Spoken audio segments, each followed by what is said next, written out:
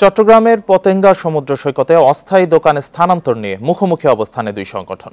নতুন স্থানান্তরিত স্থানে এককভাবে নিজেদের সংগঠনের পক্ষে দোকান বরাদ্দ দেওয়ার দাবি উভয় পক্ষে। যা নিয়ে উত্তেজনা চলছে সৈকতের ব্যবসায়ীদের মধ্যে। বিবাদমান পক্ষগুলোর সাথে আলোচনা করে সিদ্ধান্ত নেওয়ার কথা জানিয়েছে বিচ ম্যানেজমেন্ট কমিটি।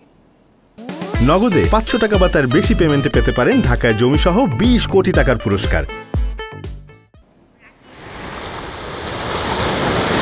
পতেঙ্গা সমুদ্র সৈকতকে পর্যটক বান্ধব করতে বিচ ম্যানেজমেন্ট কমিটি গঠন করেছে জেলা প্রশাসন। প্রাথমিকভাবে কোরবানি ঈদের আগে সৈকতের অস্থায়ী ৩২টি দোকান সরিয়ে নেয়ার সিদ্ধান্ত নেয় এই কমিটি। তবে বাদ সেধেছে পুরনো ব্যবসায়ীরা।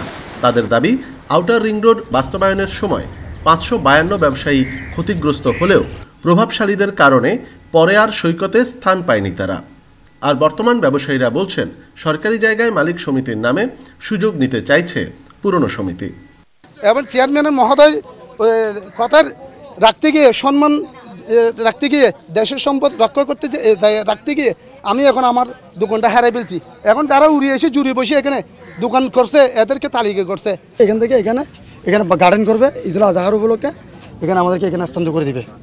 সেটা আমাদের তাও নিজ করেছে, কিন্তু মালিক সমিতিকে কেন দিচ্ছে না? মালিক সমিতি হাইকোর্ট থেকে অর্ডার করে দেওয়া হয়েছে।